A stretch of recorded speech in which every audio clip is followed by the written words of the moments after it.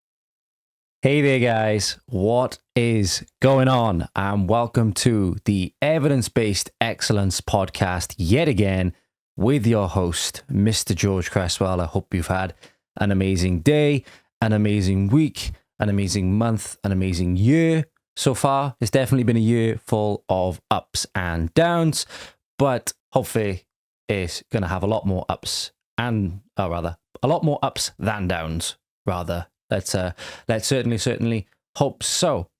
But anyway, I wanted to talk to you today a little bit about something which I mentioned in my my last episode, rather. And that is where I mentioned an article which I wrote on my website titled Slow is Smooth, Smooth is Fast, the Trap of Fast Weight Loss. And I wanted to talk a little bit about the main study which I was talking about in that article, because I referenced it, or at least made reference to the article which referenced it in the last episode when I was talking about weight loss misconceptions.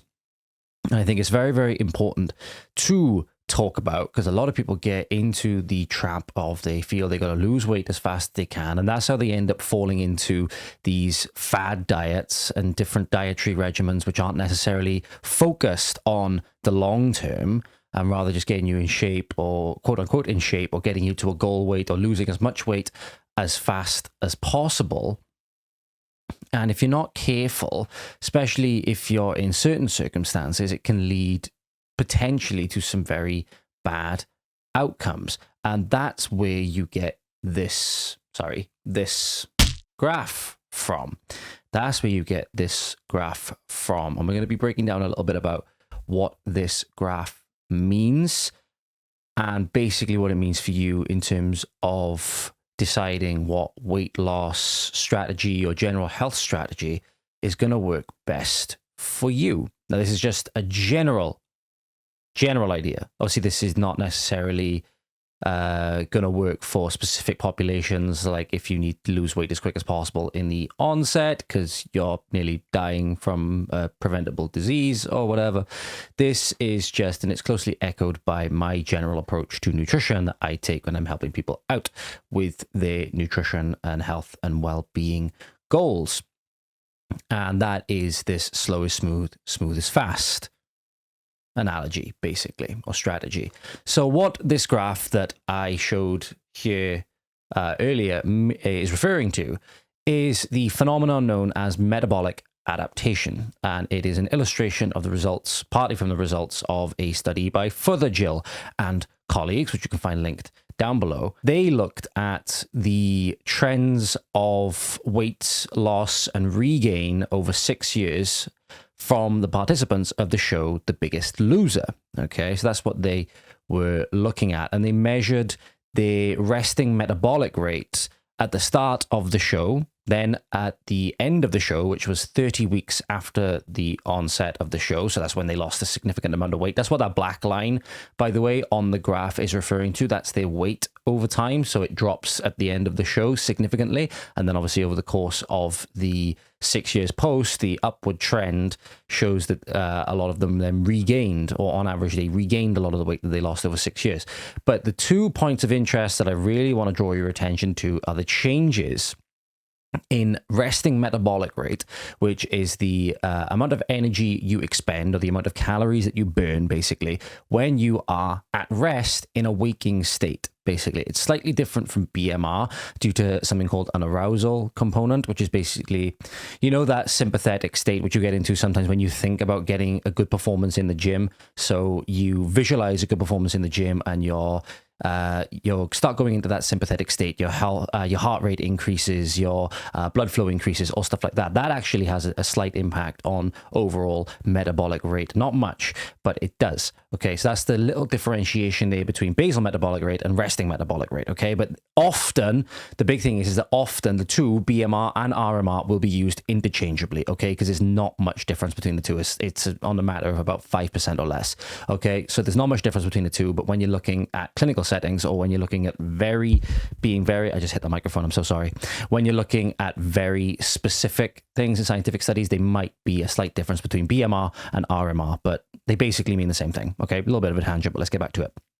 The main thing is that when we're looking at this graph, for example, you can see that the predicted versus the measured at the end of the study is very, very different. And we'll get into the actual magnitude of the differences in a little bit later on when I go through the article, which I wrote for the website. But the biggest thing is that obviously the biggest loser is literally a competition which tried to get them to lose as much weight as quick as possible. And a lot of the participants were morbidly obese. So they ended up losing significant amounts of weight over the course of 30 weeks. And we'll get into how much weight they lost and the rate of weight loss that they had, and how it led to this phenomenon being observed in this hugely significant way, which is referred to as metabolic adaptation, which is basically the body's self-defense mechanism against starvation and against weight loss, against body fat loss, against its energy stores and energy reserves from being lost. Okay, we use storage organisms, if you want to think about it that way. Our physiology is designed for storage due to our evolution across time,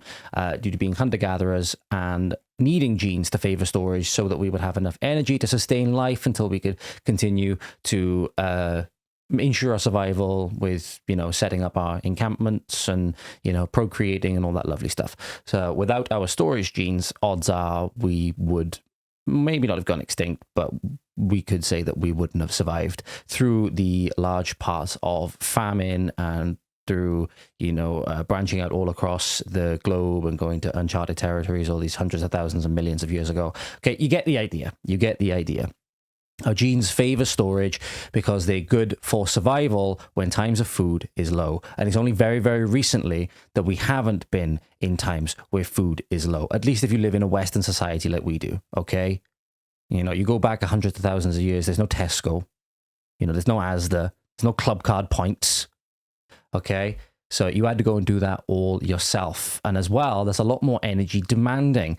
To go and marathon jog a fucking deer down to exhaustion so that eventually you can kill it and drag it back to camp or whatever is very, very hard. And you would have had to do that basically on a daily basis or weekly basis. It was a lot more activity, a lot more energy being expended, a lot greater demand then necessitates the ability to also store so that you don't go through it too quickly and you end up dying of starvation. That's the idea. Okay.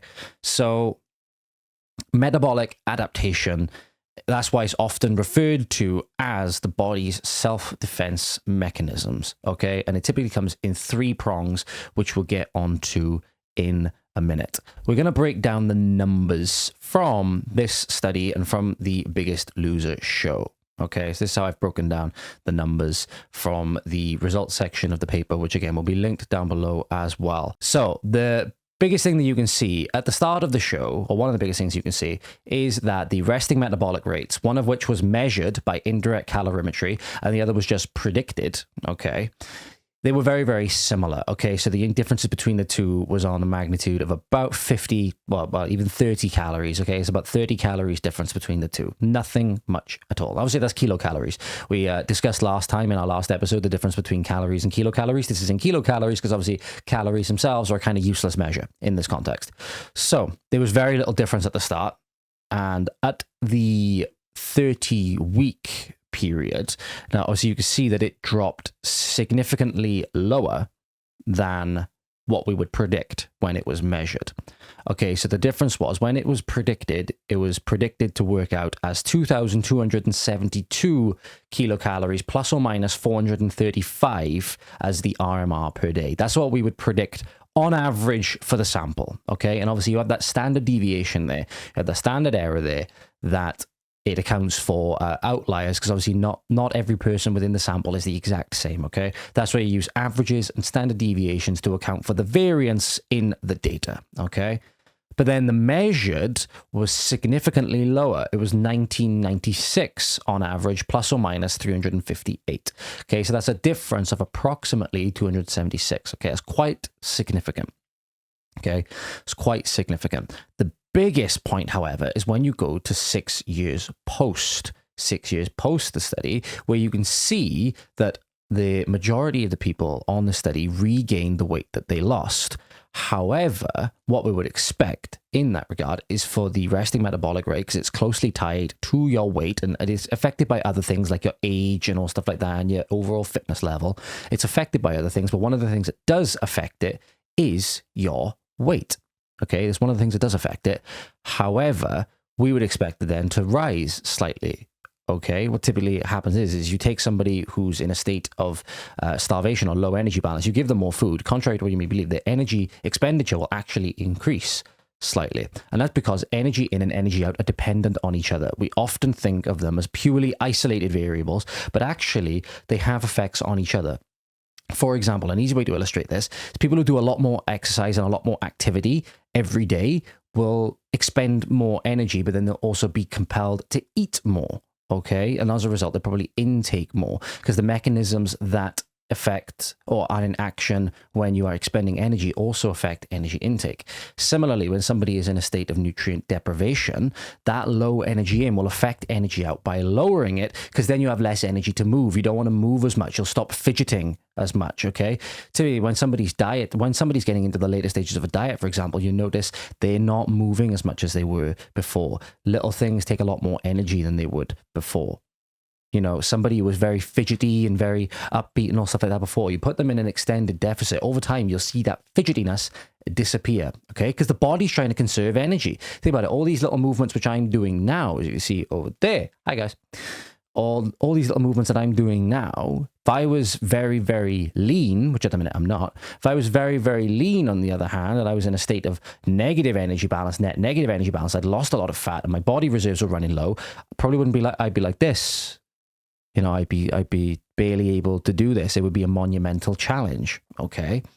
So that's why, or rather, that's just illustrating that energy in and energy out are dependent on each other, and it's important to understand that. They're not isolated variables, as many people think of them as. They are dependent on each other. The energy in will affect the energy out, and the energy out will affect the energy in. Okay, it's very important to consider. Skip forward 6 years, okay? Let's skip forward 6 years, okay? And as a result, as I said, we would expect the resting metabolic rate to recover slightly. And obviously, they're 6 years older, so age has the effect of decreasing our metabolic rate as we get older anyway. But we would expect them to experience a slight uptick, especially with the weight that they regained. I think they regained somewhere, I think it's around 70 to 80% of the body weight, if I'm not mistaken, on average. But when it was predicted, we were predicted to work at about 2,400 thereabouts, plus or minus 507. Okay, that's what we would predict. Okay, that's what we predicted. But when it was measured, turned out to only be 1,900. Okay, now if you have a look at the graph, it actually dropped slightly lower again. Okay, now that's not necessarily a massive difference from where it was before, but it's still important to consider. And what this is important to indicate now is that these people now, because of the conditions that they were placed under, because of what the extent of the negative energy balance, the extent of weight loss that they endured, they're now going to have future weight loss efforts being a lot harder, okay? Because their body has adapted, okay? And their set point has changed. So that's very, very important to consider when you're looking to lose weight, especially for the long term, okay? Especially for the long term. You need to take this into account. Now, the actual weight that they lost. I thought I made a note of it. I thought I made a note of it in this article. Turns out, oh, I did. Yes, I did. Good. I made a note of it. Sorry, guys, I skipped over it. So at baseline, the average mass of the participants was 148.9 kilograms, okay, plus or minus 40.5. Okay, so this is these people who are very morbidly obese. Okay, so take that into account as well. Population matters. Then at week 30, on average, they were 90 kg. I think that's about a difference of quick maths, 150 to 90. It's about 50, nearly 60 kilos. Nearly 60 kilos.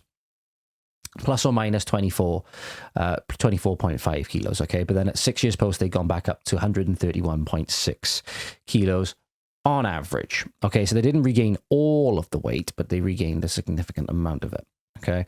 So despite that significant weight regain, their metabolic rate remains significantly suppressed. So that's quite important to consider. And if you work out the actual rate at which they lost the weight, that works at about 2 kilos per week. Now, if you were to do that as what is it? If you were to work that out for per day, for example, and in 1 kilo, you're looking at a 7,000 calorie deficit. So they were in a 14, just looking at the math, they're in approximately 14,000 calories of deficit every week. That is insane. That's absolutely insane.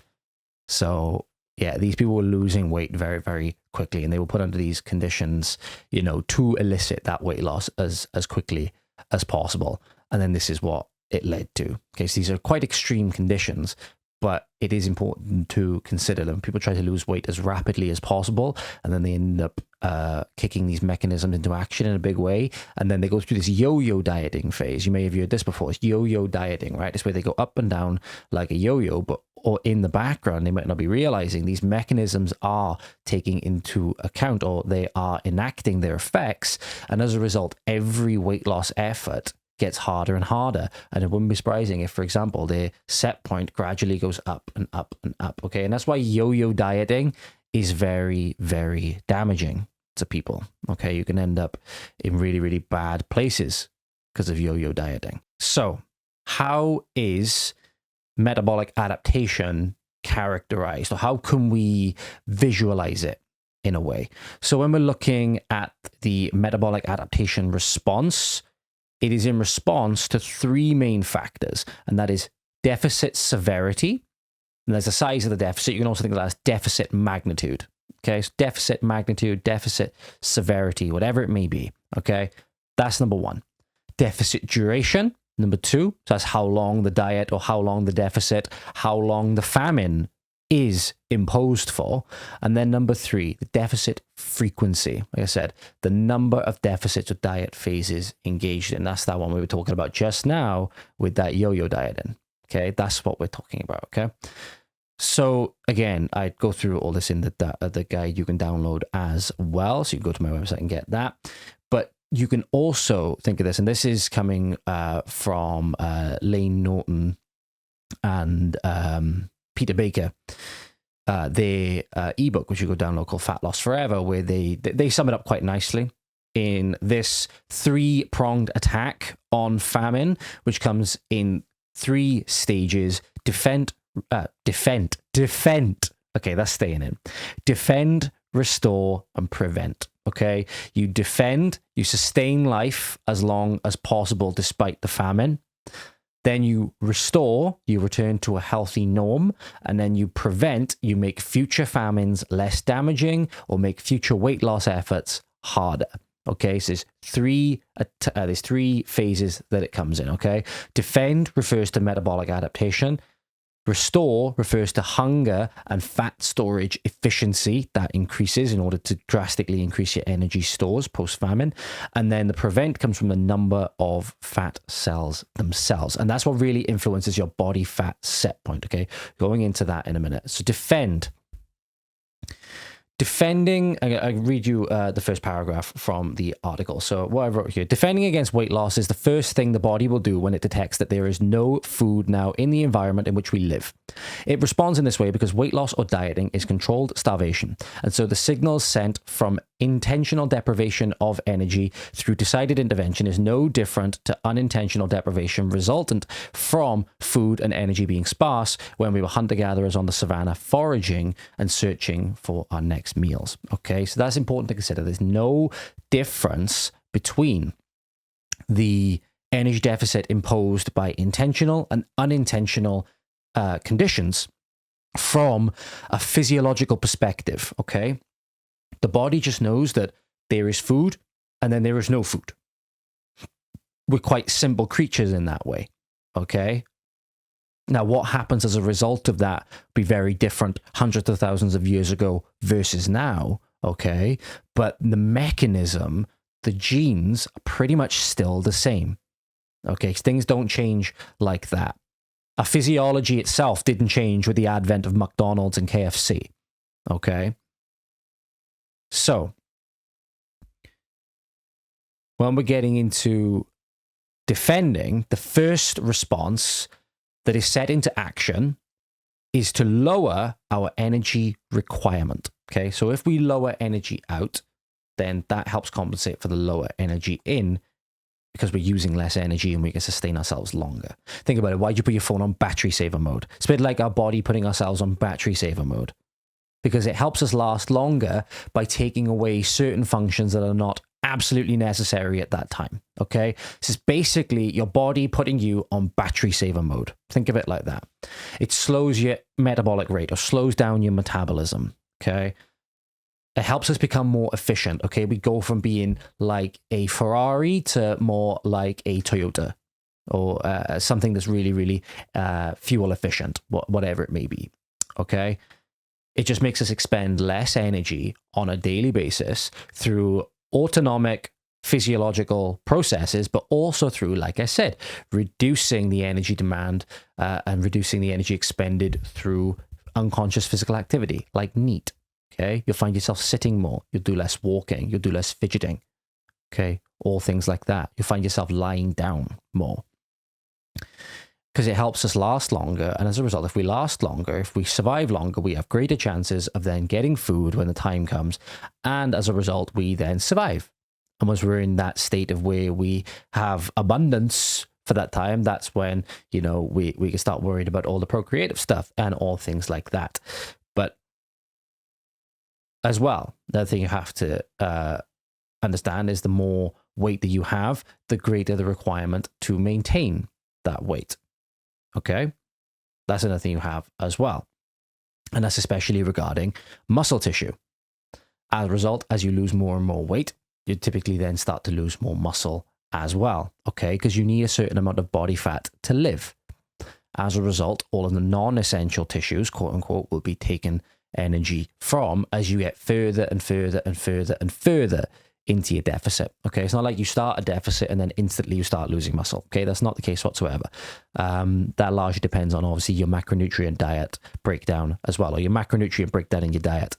Okay, because if you're eating more protein and you're resistance training regularly and you're giving the body stimulus to maintain that level of muscle mass, even when you're dieting, then you will lose a lot less of it. Okay, think about it. If you're just to go into a calorie deficit and not really care about your protein intake, you probably lose 60-40% fat to muscle, okay, respectively. If you then take care with your protein, you might lose, say, 70-30. If you're taking care of your protein and your resistance training, it'd be 80-20 or possibly even 90-10% losing body fat versus muscle. Okay, so that's the importance of diet and lifestyle also. But from a purely survival standpoint, you will lose muscle the further and further and further you get into a deficit. That's why when you see people who are really starving, so when people see people who are really starving, they're not, looking like the Olympia on stage. Okay, that's very, very specific conditions that have been induced to create that outcome. But when you look at people who are actually starving and emaciated, you see that they have barely any muscle on their frames. And that's another reason why, they're so frail, and in that way, not in the way that we typically characterize, but physically weak, that sometimes they can't even stand up, can't even support their own weight. Okay, they're that emaciated when they're that close. So yeah, it's really, really not nice. But the the process in the background, the processes in the background of human physiology are the same. Okay, I'm not really sure how I got onto that tangent. That's really, really depressing. But anyway, getting back onto it. The body, when it's defending, is just trying to make itself as efficient as possible.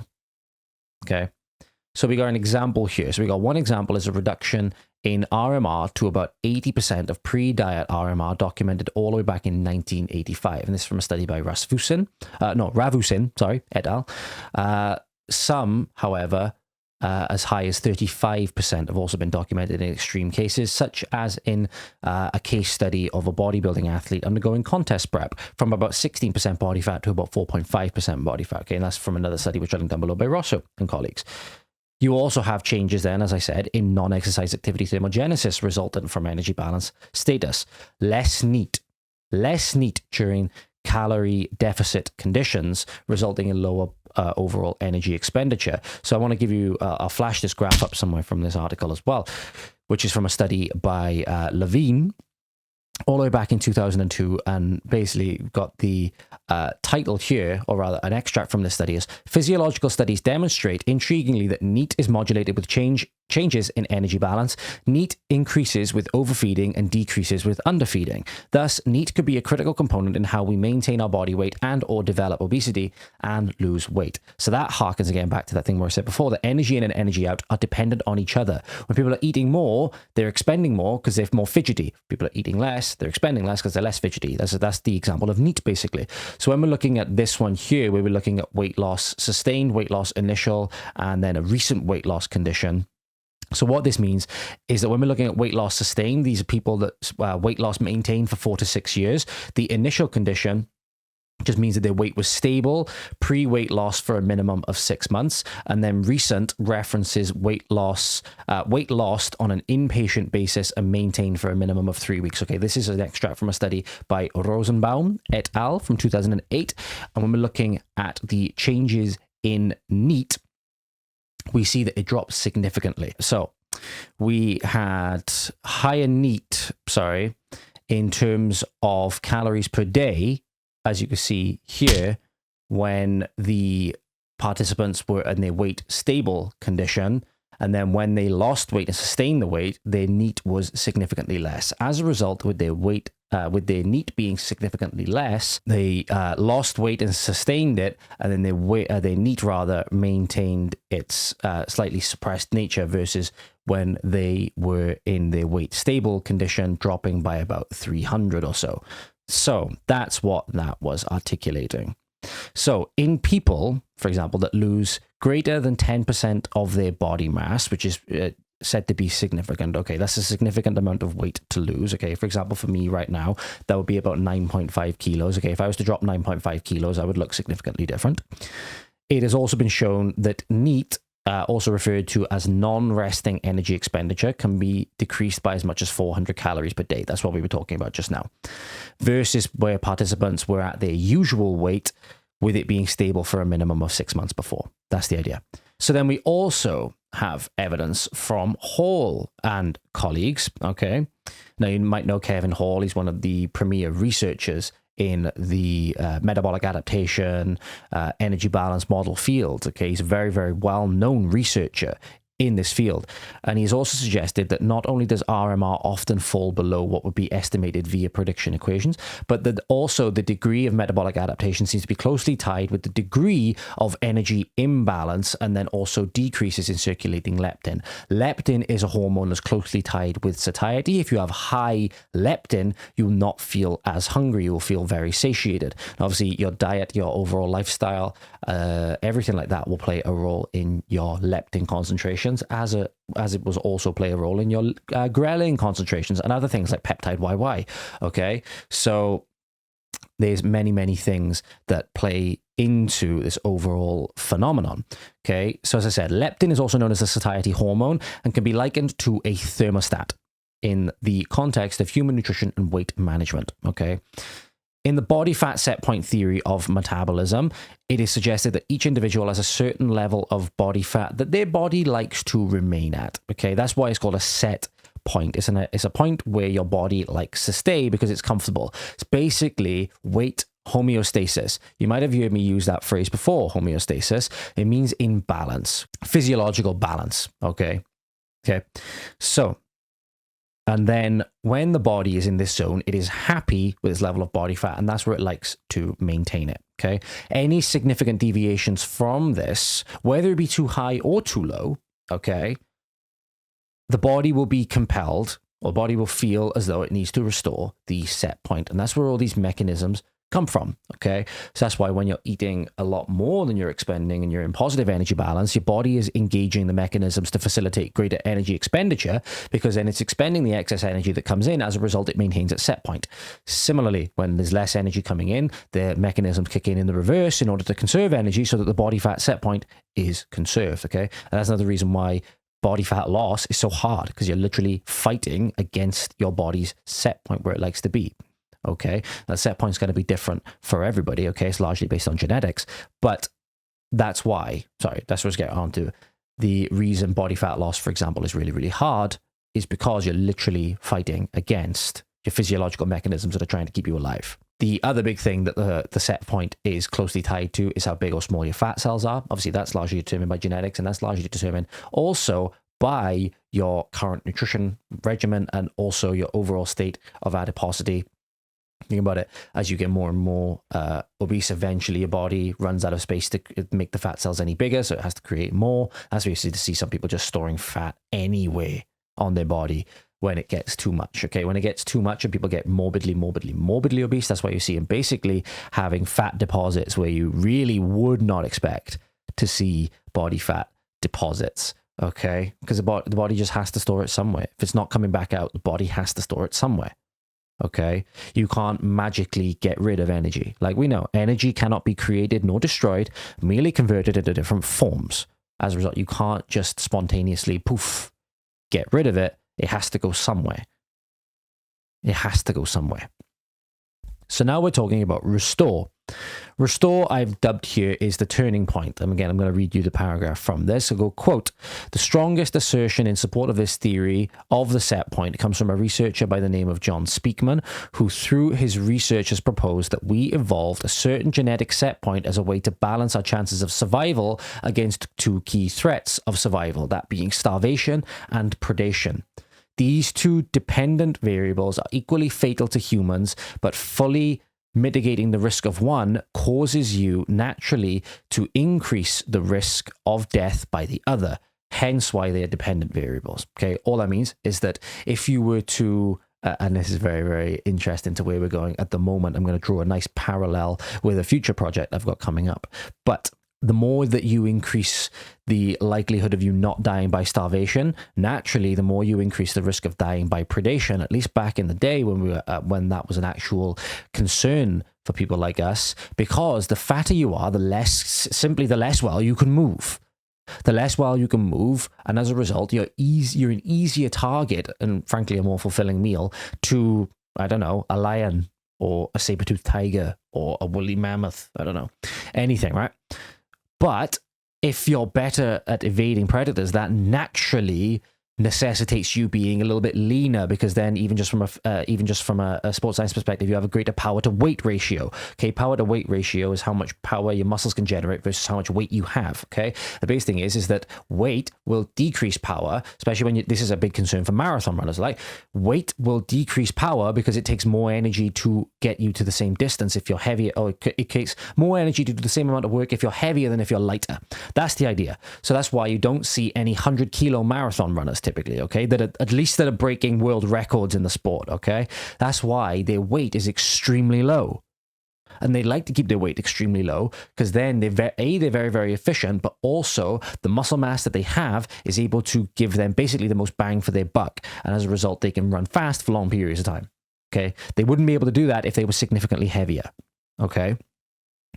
So, but the thing is with that, if you have a good power to weight ratio that allows you to escape predators, you don't have as much of a buffer against starvation because you have to be leaner.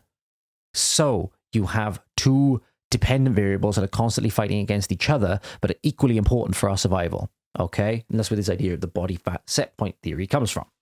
The greater your level of adiposity, the greater the distance in terms of time between you starving to death versus a leaner person.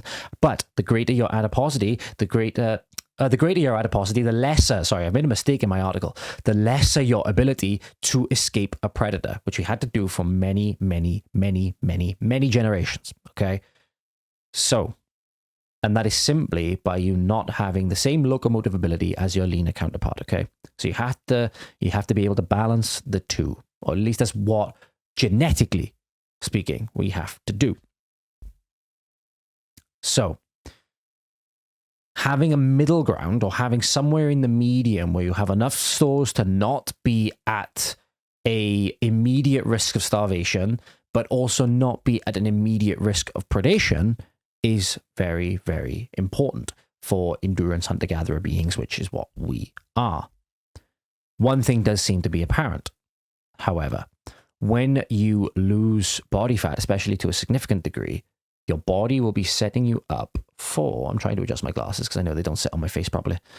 The body will be setting you up for weight regain in the background. We'll get onto that third mechanism now in a moment. The biggest thing to think of is that when adipocytes shrink due to negative energy balance, so basically what happens is when you lose body fat is that your fat cells will shrink, okay, resulting from the triacylglycerides being liberated for energy, okay? Leptin secretion is less when this happens. And as a result, you feel less full and more hungry, okay? And when we're in here, the idea is, again, that thermostat is, not being kicked in. It's going to kick in to get us to eat more so that then we are less hungry and we are at less risk of, again, starvation. That's the idea.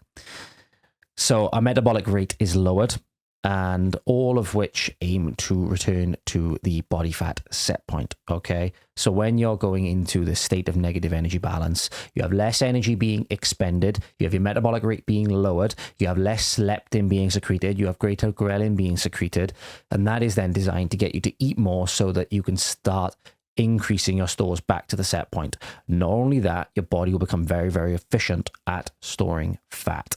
Not only that, if you've gone very far into it, you could then be setting yourself up for greater fat cell number. Okay, that's part of the prevent. That's part of the prevent part, but it starts now, because what will happen is adipocytes will then be created. Okay, it's a process known as hyperplasia. Adipocyte hyperplasia. Hyperplasia means to create more cells in terms of number. So hypertrophy means to get bigger, to increase the cell size. Hyperplasia means to increase the cell number.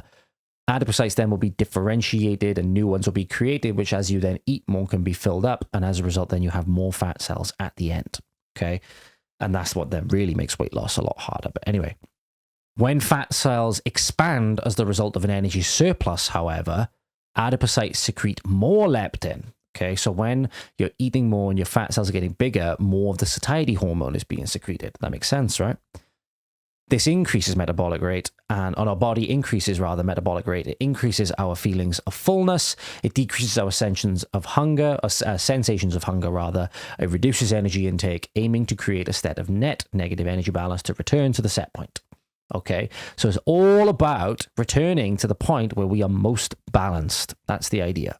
How precise and strong is the restoration? Well, the body will aim to restore, according to, Lane Norton and Peter Baker, will aim to restore adipose size within a nanometer of its pre-diet size. That's how precise it is. This is even after a prolonged diet of several months, okay? Is a very, very, very precise mechanism to restore the set point, okay? So it's a little bit like little tiny deviations in pH, for example. Our body will aim to get them restored back to their optimal point to a very specific degree. So even little fluctuations in these things create massive cascading events. Temperature is a big example. Only takes a few degrees of change of core temperature for you to be dying of hypothermia, okay? So that's a very, very important point to consider also. So when we're getting onto this now, we're getting onto the prevent. We're getting onto the prevent part of it now. And this is where I've titled it, Not Going Through This Again. The body's like, we're not doing this again. The final stage of the metabolic adaptation or three-pronged fight against famine is the prevention component. The body creates defenses against future weight loss efforts or against future famines is via hormonal responses affecting the individual's body fat set point predominantly. And that's what we talked about before with those adipocyte hyperplasia. As I said, it will create new fat cells in response to this unique hormonal environment created in the very fragile post-diet setting. And as a result, when nutrient flux increases into these cells, they hypertrophy along with the rest of them. And as a result, you end up with more fully sized adipocytes than you had before. And that gives you a greater overall body fat cell number, greater overall body fat set point. Okay. That's that yo-yo dieting. That's why sometimes you can end up going back up to even higher. I know I'm coming this way now, even higher than where you were before. Okay, simply just because now you dieted too quickly and you have a greater body fat cell number. Okay.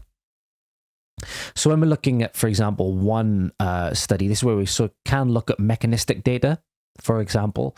So a lot of the studies within this field are going to be mechanistic data due to the challenges doing it in humans. So mechanistic research conducted in animals forms the majority of the understanding on this topic. As I said, due to the difficulties in conducting research in humans, this has highlighted how during rapid weight regain from a relapse of a diet phase, as a result from rapid nutrient flux across adipocytes from vast increases in energy intake, it can lead to a process known as pre-adipocyte differentiation. So during overfeeding from a diet phase, there is a great potential for precursors to adipocytes to be created, and these are known as pre-adipocytes. Okay, pre just meaning before full adipocytes. They have the potential to become full adipocytes, fully realized fat cells is what that means, through the aforementioned process of differentiation. As the relapse takes place, preferential hypertrophy occurs in these pre-adipocytes until they approximately match the size of their fully realized adipocyte counterparts. And then when further relapse occurs, they then end up getting distributed evenly across the entire adipocyte volume or adipocyte depot. Okay. This leads to a greater number of adipocytes now filled up to normal levels and a greater body fat set point, body fat mass overall, and quite possibly a new body fat set point, which the body will now defend. Okay, so what that means, you diet during the relapse, the precursors for new fat cells are created. As you relapse and you intake energy in greater volume drastically compared to what you were before, these adipocytes are preferentially filled because they are very shrunk. The body will attempt to fill them first, these new ones that have been created. Once they approximately match the size of the adipocytes that they are surrounded by, which are the adipocytes at the size of the post-diet size, then they will, as the energy intake continues to increase, they will all come up together. Okay, they will all come up together. And as a result, then you end up with a much larger body fat mass and possibly a new set point, which the body will try and defend. By 10 to 14 days post-relapse onset, these new adipocytes are virtually indistinguishable from the adipocytes that were there before the proliferation of the new pre-adipocytes. Okay, so by 2 weeks post, you wouldn't even be able to tell the difference between which ones were created during the relapse and which ones were there before. Okay, so that's important as well. That's how precise these mechanisms are. Okay, that's how precise these mechanisms are. As I said, this is known as adipocyte hyperplasia, which means an increase in fat cell number, distinct from fat cell hypertrophy, which is an increase in fat cell size. Okay, so adipocytes undergo this hyperplasia process and then they hypertrophy. And as a result, you end up far worse than where you were before. That deadly cycle is where you get this yo-yo dieting from, and it's why it's really, really damaging. So you really need to be paying attention. You really, really need to be paying attention for this. And that's why you need to be thinking about the long term, not just the short term, when you're deciding to undergo weight loss, at least significant weight loss. You need to understand that it's not going to be a process that occurs overnight, because you need to take care with it, because obviously you've got this entire cascade of negative events, which you could be looking forward to if you don't take care of it. Okay, so be very, very careful. The one thing I will say, however, is that if the weight is regained slowly in the post-diet phase, then this process is less likely to occur. Okay, so take that into account as well. Biggest thing you must think about, one of the biggest things you must think about, is that when you've got to a point where you've lost a significant amount of weight and your diet has been successful, you need to be taking care with what happens afterwards, the post-diet diet. Okay, that's what you really need to be thinking about, the transition to maintenance and how you maintain the weight that you've lost. Okay, the main thing you don't want to do is completely relapse and go back to the complete old habits that got you to where you were before. You know, okay, so you're so hungry that you raid the fridge, you raid the cupboards, and then before you know it, you've intaken thousands of calories above your maintenance requirement, and you're undergoing this very bad relapse process on the way back to increased fat cell number and increased body fat set point. Okay, so it's very, very important to consider that when you lose weight, when you decide, for example, if you consciously decide that it's time for you to stop dieting and maybe start regaining weight because you want to go back into a gaining phase so that you can maximize muscle hypertrophy and strength, for example. Let's just say that. You want to do that. So you then decide you have to make the transition slowly if you don't want these negative effects, okay? So you need to find out what your new maintenance is and then gradually build on that very small amounts of extra calories per day. Just a couple of hundred every day as soon as you decide, not thousands, okay, not thousands above maintenance, because it's going to be very, very bad for you in the long term.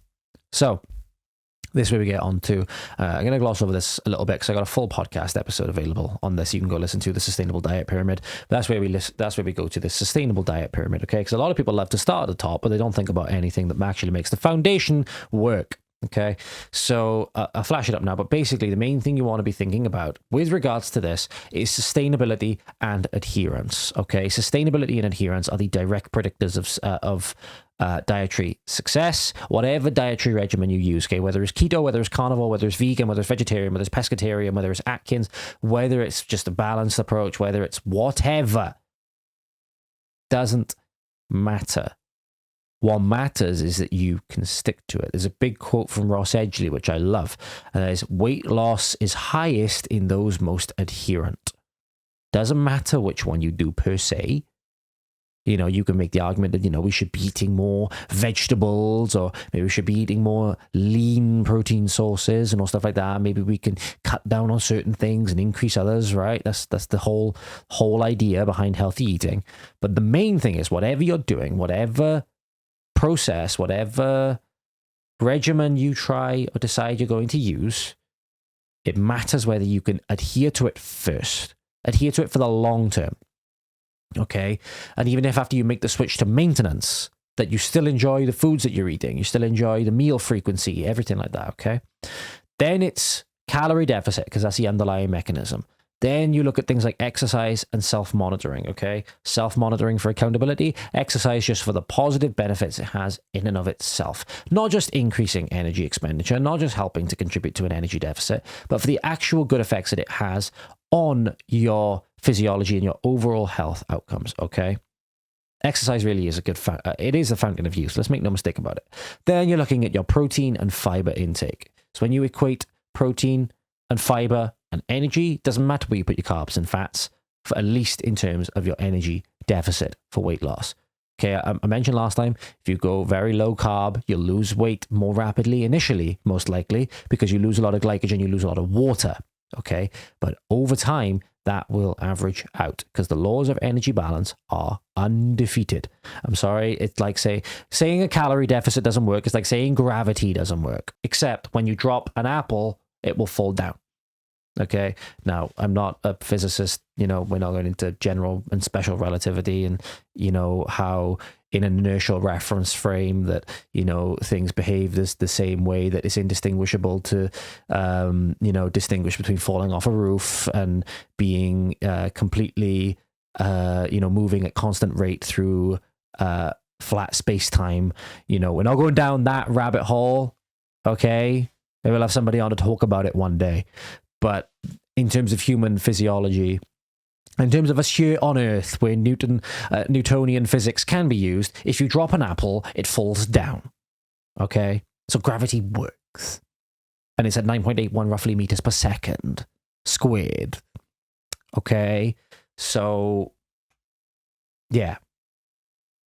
Saying that, as I said, a calorie deficit doesn't work is like saying gravity doesn't work. Sorry, it's just a law of the universe. I didn't make it.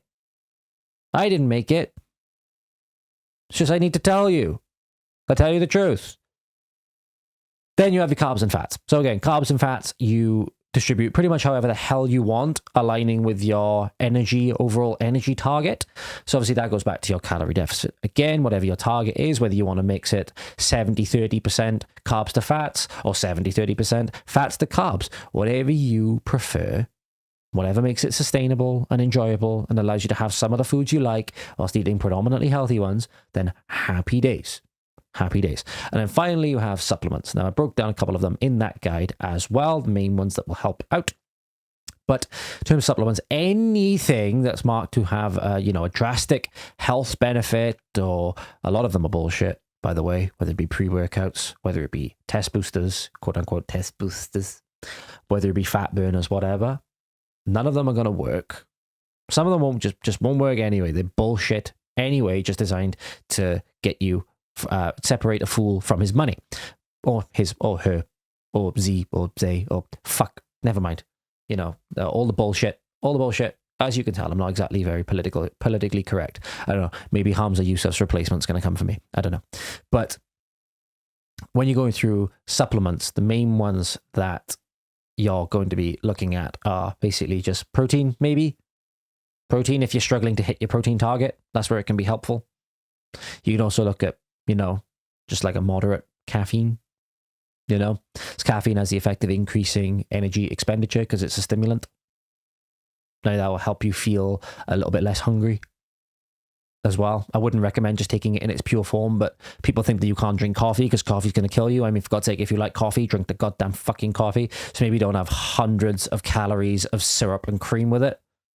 Maybe that's a bad idea. But if you want to just go and have like a skinny flat white or a Americano, like just go ahead. It's not going to kill you. The milk in it's not going to kill you. Maybe don't go overboard with it. Anyway, and then the last one, if you need it, maybe just like a multivitamin. If you're struggling with hitting your micronutrient targets just through your diet, obviously there's many, many, many different micronutrients out there, and it's not always easy to be able to track them, okay? You can use things like Chronometer and all stuff like that, but when you're scanning barcodes and stuff like that of foods, you don't always get the full micronutrient breakdown. You don't get it unless you're able to use the nutrients in the tracker that have the micronutrient breakdowns of them. And even then, you don't know how accurate it is versus the ones that you may have in your country and all stuff like that. So it can be very, very difficult to track them. Okay, you can go in generality, so you can make the you can look at the back of a cereal box, for example, and see what B vitamins and all the other ones are in there, okay, and the amount that you have per 40 grams or whatever. But obviously not all of them are listed. You're not going to see selenium or anything like that. So that's just where like a multivitamin can just be a little bit like an insurance policy, okay, where it's not necessarily like giving you any magic benefits or anything like that. It's just helping you fill in the blanks wherever the blanks may be. Okay, you don't have to use one, and maybe your diet's at the point where you don't need it, and that's good. Happy days. If you're just starting to learn this stuff and you're just starting to make small changes, it's a start. Just don't think of it as some sort of magic bullet or magic pill that's going to, give you all these magic weight loss benefits. It just helps you maintain that little bit healthier by making up for any deficiencies.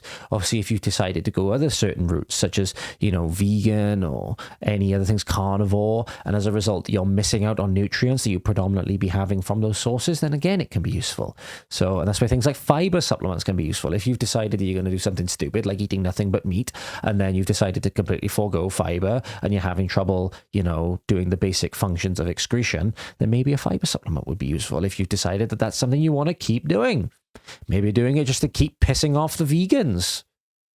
Maybe that's what you're doing, just to keep pissing off the vegans, and that gives you some sort of life purpose. Carry on. I exercise all the more power to you. But just maybe take a fiber supplement or something. It's what, what's his name? Mark Haub The Twinkie diet professor. One thing he did, he had two supplements rather. One, he done his Twinkie diet, which is just to prove to his colleagues that it was actually energy balance, not anything else that determined overall weight loss. He went on a diet of predominantly fast food, Doritos and Twinkies, which is why he got the nickname the Twinkie diet. Donuts, all these high processed foods, right? But kept himself in an energy deficit. The one thing he did do was take a multivitamin, a protein supplement, just a protein shake, a daily protein shake, just to help him hit the bare minimum of protein that he needed, and a fiber supplement, just to help maintain, the ability to go to the toilet and maintain some good semblance of gut health. What did he do? Oh, he lost weight and all his markers improved. All his health markers improved. So, yeah, tells you what you need to know, really. That's a good example of how you can just take to somebody and then they won't really have an answer really on how to dispel, quote unquote, dispel energy balance or anything like that, because they can't. Can't dispel all laws of the universe, sadly. So, like I said, whatever strategy that you can sustain, do that first. Choose that first, whether it's intermittent fasting, whether it's eating 6 times a day, whether it's whatever, and then build on everything else from there. That's the main thing you need to do, and you need to take it slow, okay? If you're going to lose weight very quickly, if you are losing weight very quickly, be careful for when you hit that point where you're going to relapse and you're going to be compelled.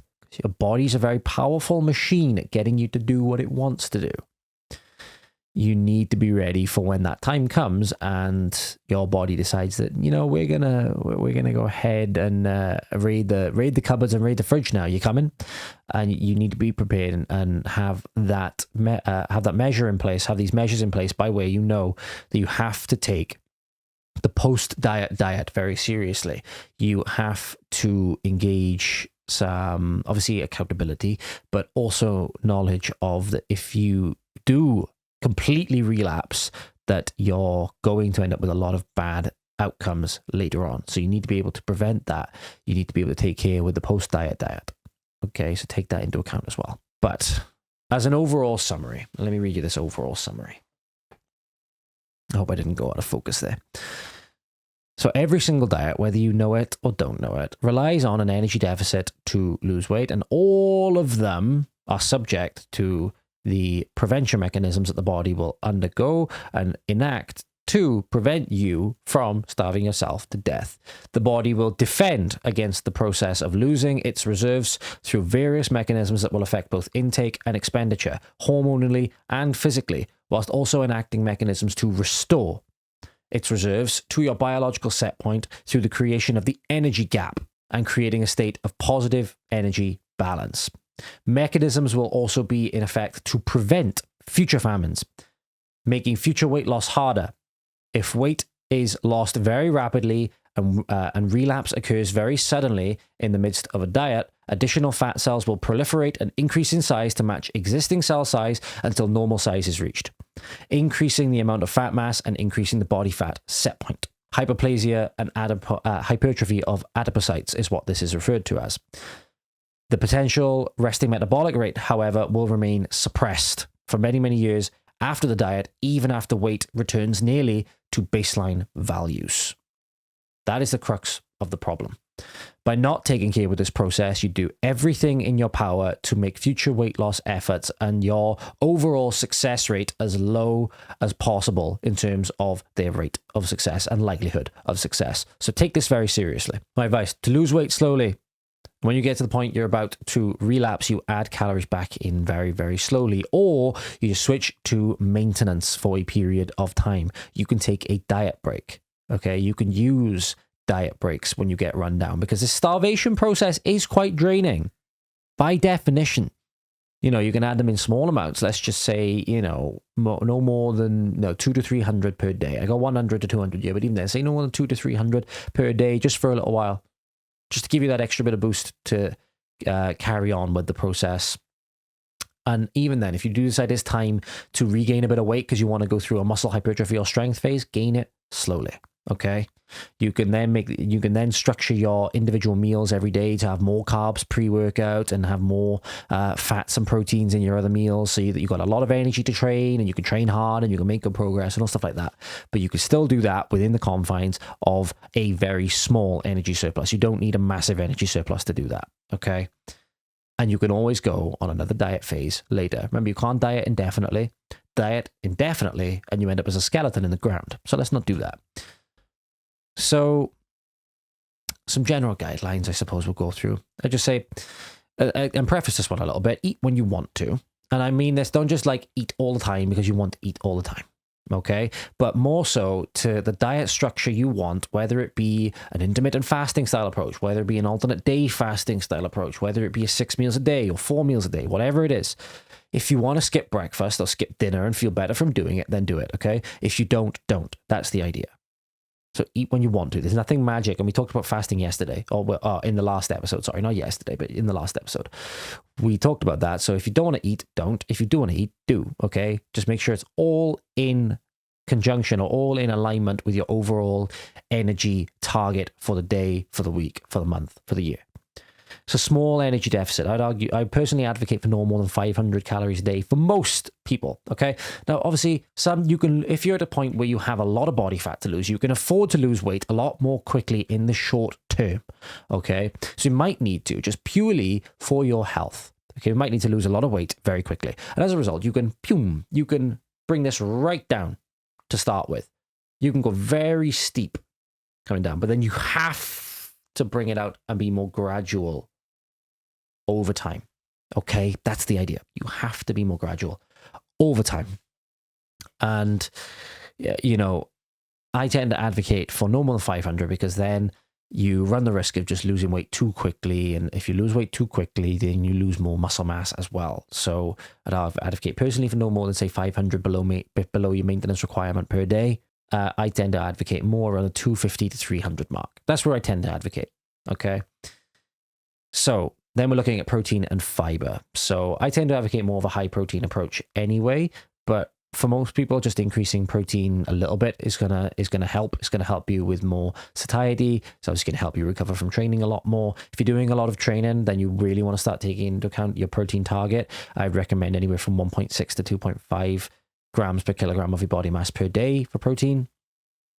And also for your fiber, then you're looking at about 15 grams per 1,000 kilocalories of energy intake per day of fiber. Okay. So for example, let's take a 93 kilogram person that's not too far off my current weight currently. So let's say they're on about 2,800 calories per day. Let's just say that. The protein intake therefore would equate to 149 to 232, anywhere in that range. Obviously, if you want to maximizing muscle hypertrophy and stuff like that, then you want to be looking very much more towards the high end of that estimate. But if you just want to have the baseline for just recovery and stuff like that, maybe you're looking more along the 1.6. Okay. And then the fiber would increase to about 42 grams per day. Okay. So that's just an example of how you can use that. Whether you're doing low carb, high fat / a ketogenic condition, if you enjoy that, do it. Obviously, some people gain weight on a ketogenic diet. A lot of people lose weight on a ketogenic diet. It all comes down to your overall energy balance. If you like eating more of a a high fat condition with a moderate amount of protein and then very low carbs, you just don't like a lot of carby foods, then okay, cool.